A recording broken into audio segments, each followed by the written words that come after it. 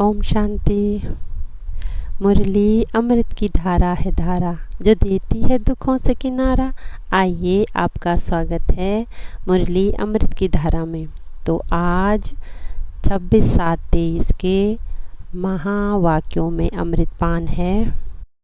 बाबा बोले, आज बाप से जीवन मुक्ति यानी सतयुगी पद की प्राप्ति करनी है तो मैं और मेरे पन के भान से निकल पांचों विकारों सहित देह व देह के सभी संबंधों सहित मुक्त बन स्वयं को क्या समझो, अशरीरी समझ मुझ एक बाप को याद करो। तभी हमें क्या मिलेगी? सतयुगी राजाई मिलेगी।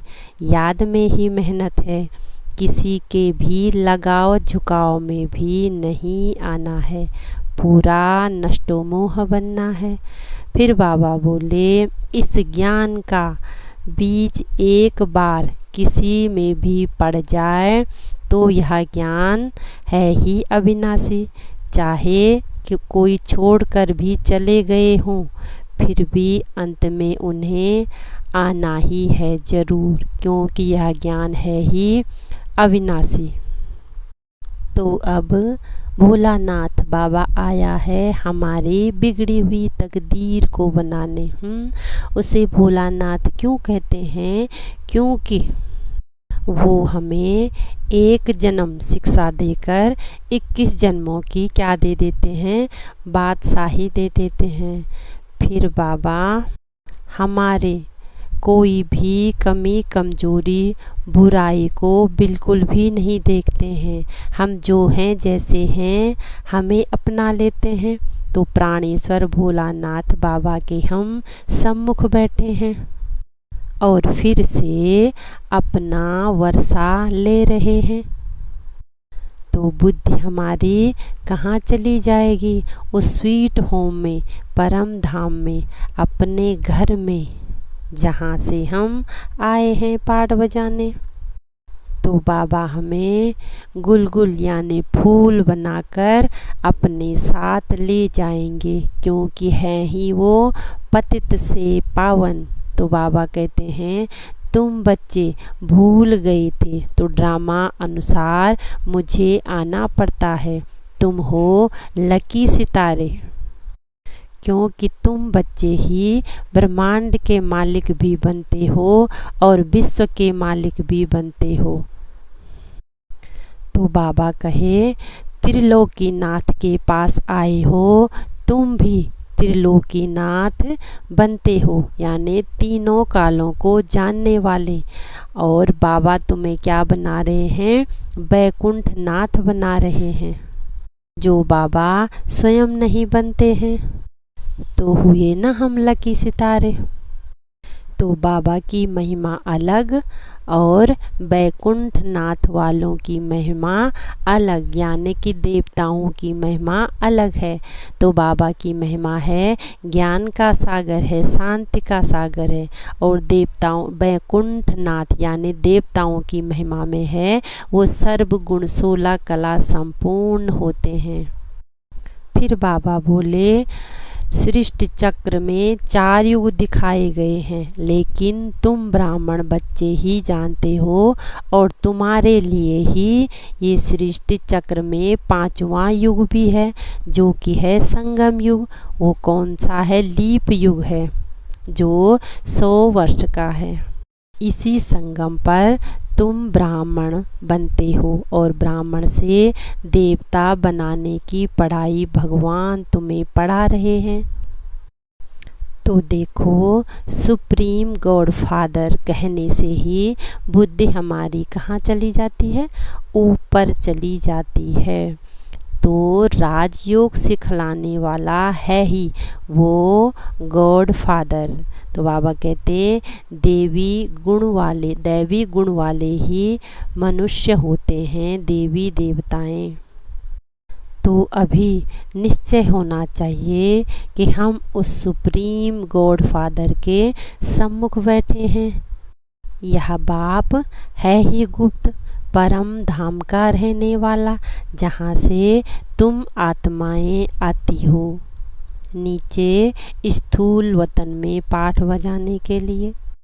तो फादर अक्सर बोलते हो, तो फादर बच्चा ही कहेगा ना, तो उस बाप को नहीं भूलना चाहिए। फिर बाबा बोले, भक्त तो भगवान को ढूंढते रहते हैं, मंदिरों में देवी देवताओं के आगे जाकर गाते हैं, मुझ निर्गुण हारे में कोई गुण नहीं। देवताओं की महिमा गाते हैं और अपने आप को नीच पापी समझते हैं।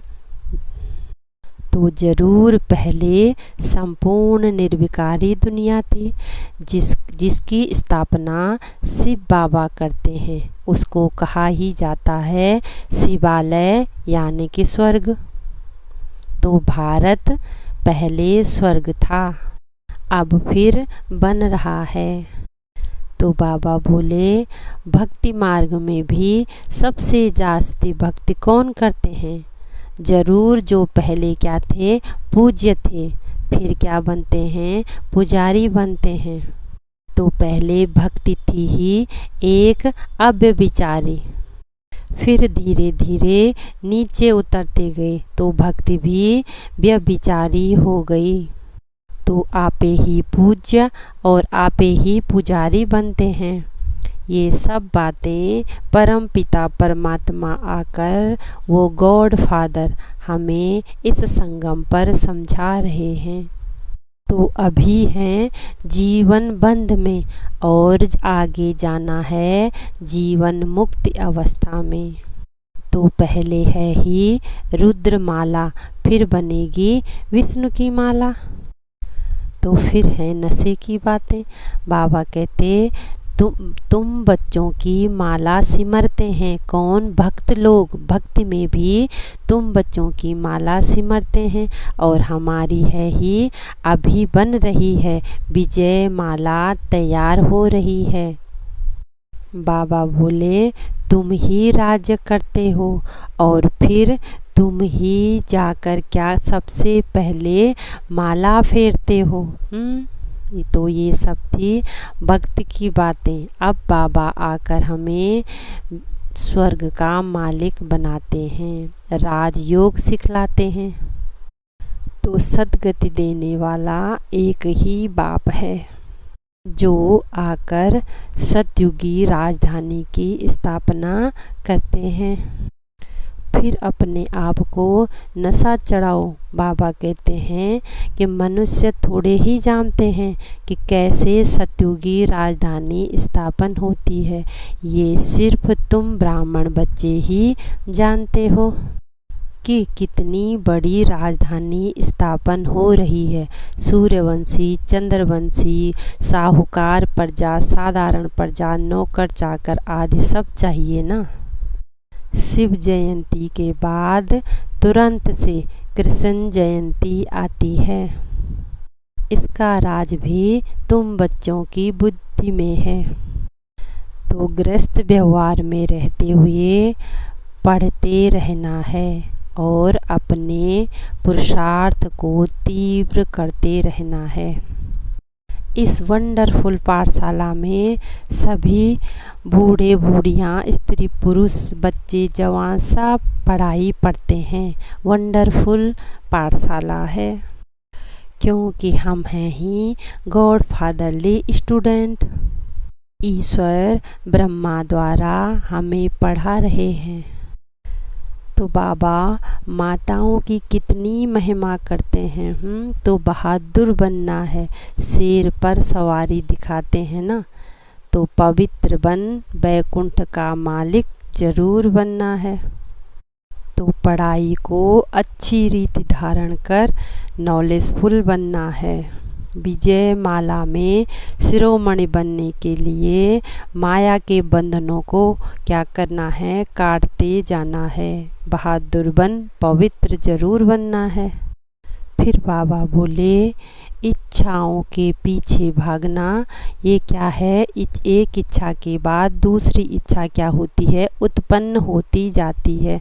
इच्छा तो है ही मृग तृष्णा के समान। इसलिए ये सच्ची कमाई नहीं गंवानी है। सच्ची कमाई जमा कर हद की इच्छाओं से क्या बनना है हमने, इच्छा मात्रम अविद्या बनना है। फिर बाबा बोले, विघ्न तो आते ही रहते हैं, परिस्थितियों को पार करो क्या समझो, खेल समझो, हंसते गाते क्या हो जाएंगे, आगे बढ़ते जाएंगे। फिर विघ्न नहीं लगेंगे। विष्णु को माला में 4 भुजा वाला दिखाते हैं और दीपमाला पर लक्ष्मी को भी महालक्ष्मी 4 भुजा वाली दिखाते हैं, जिसमें भी 4 भुजाएं दिखाते हैं। तो ये हैं ही पवित्र गृहस्थ आश्रम की यादगार, यानी 2 भुजाएं लक्ष्मी की और 2 भुजाएं नारायण की।